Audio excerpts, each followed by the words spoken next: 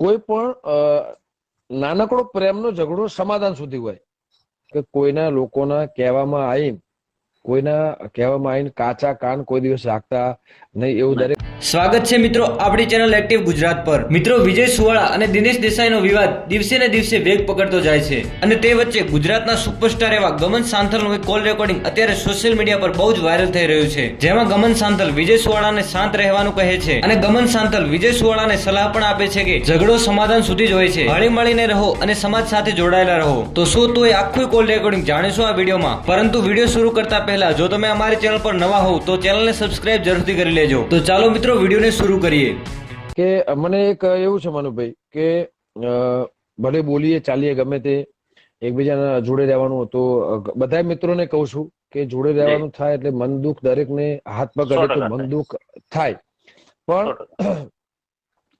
કોઈ પણ નાનકડો પ્રેમનો ઝઘડો સમાધાન સુધી હોય એનું સમાધાન. અને જેને પ્રેમ છે મનુભાઈ, જેને સાચા દિલથી સંબંધ રાખવો છે, રહ્યો છે, એ ક્યાંય જવાનું નથી.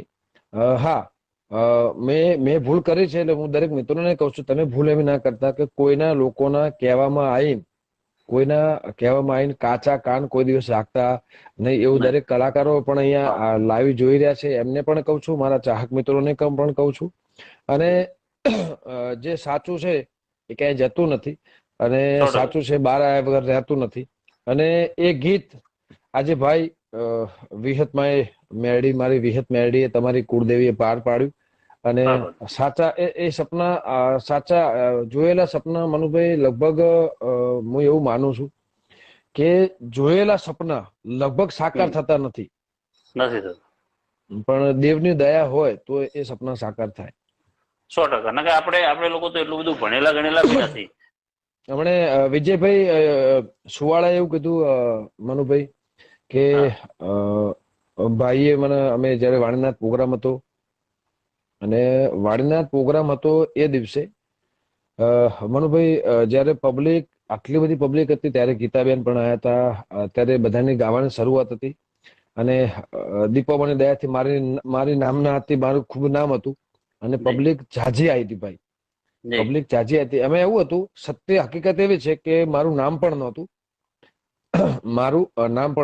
એમાં એવું હતું કે પ્રોગ્રામ બધા કલાકારો ડાયરાના પ્રોગ્રામ હતા ભાઈ, ડાયરાના પ્રોગ્રામ. હા, એટલે બધા અમારા બાબુભાઈ મકતુપુર, અંબાબેન અને ડાયરાના પ્રોગ્રામ હતા. એટલે બધા કલાકારો ડાયરાનો પ્રોગ્રામ આપી હતા. ત્યારે બધા ધુરમધરો કલાકારો, પ્રફુલભાઈ, હેમંત, લગભગ બધા ઘણા બધા કલાકારો ત્યાં એ ટાઈમે ત્યાં આવ્યા હતા. અને અમારા દશરથભાઈ ગોવાળીનું ડીજે હતું. રાત્રે ટીનાબેન, એ પણ એક હળાબી ગુજરાતમાં ગુંજતું નામ, ભલે બેન ગાય ના ગાય પણ નામ ક્યાંય જતું નથી. એ પણ એક સમાજનું ગરવી ગુજરાતનું રતન હતું. અને બળદેવગીરી બાપુના એવા આશીર્વાદ ફળ્યા ભાઈ, ત્યારે હું જોડે બેઠો હતો અને અમારા ઇન્દ્રોડાથી ગફુરભાઈ મારા જોડે બાજુમાં બેઠા હતા. ઘણા બધા મિત્રો, ઘણા બધા ભાઈબંધ હતા અને પ્રોગ્રામ, આખો સ્ટેજ પ્રોગ્રામ મારો હતો. પછી બધા કલાકારો આયા રબારી સમાજના. અને જયરામગીરી બાપુ જયારે મને પ્રોગ્રામ આપ્યો, અમારા પેલા વિષ્ણુભાઈ, લાલભાઈ, એમને પ્રોગ્રામ મને અપાવડાવ્યો કે ભાઈ તમારે આવવું જ પડશે. ત્યારે વિજયભાઈ એક જ વખત મને એવું કીધું, ભાઈ આટલી બધી પબ્લિક છે તો મારે આટલી બધી પબ્લિક ક્યારે થશે. મેં એ ટાઈમે એવો શબ્દ કીધો હતો ભાઈ, મને એમને કીધું કે મને માથે હાથ મૂકો, વિહતમાનો દીપોમાનું નામ લઈને મને માથે હાથ મૂકો, મને પણ ભાઈ તરીકે એવા આશીર્વાદ આલો કે આટલી બધી આ સત્ય ઘટના, વાડીનાથ ભગવાનની સોગંદ.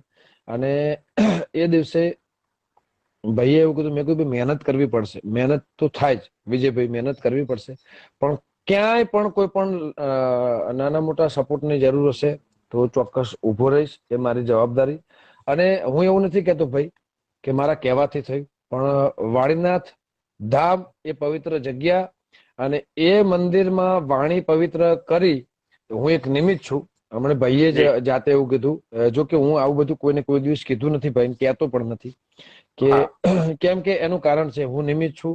અને ધજાવાળાએ મારા વાડીનાથ ભગવાને બળદેવગીરી બાવળિયાના આશીર્વાદથી અને મારે એમની વિહત મેળડીથી એમને અત્યારે ખૂબ જ બે ભાઈઓના નામના ખૂબ જ છે અને હજુ આગળ જાય, મારા કરતા આગળ જાય દરેક કલાકાર, મારા રબારી સમાજના જેટલા કલાકાર છે એ બધા સિંગરો માટે હું દીપોમાને પ્રાર્થના કરું છું કે મારા કરતા પણ આગળ જાય અને નામના ખૂબ જ કમાય, એવી મારી અંદરથી, મારી અંતરથી અને અંદરથી આ મારી ભાવના છે, આ મારો પ્રેમ છે.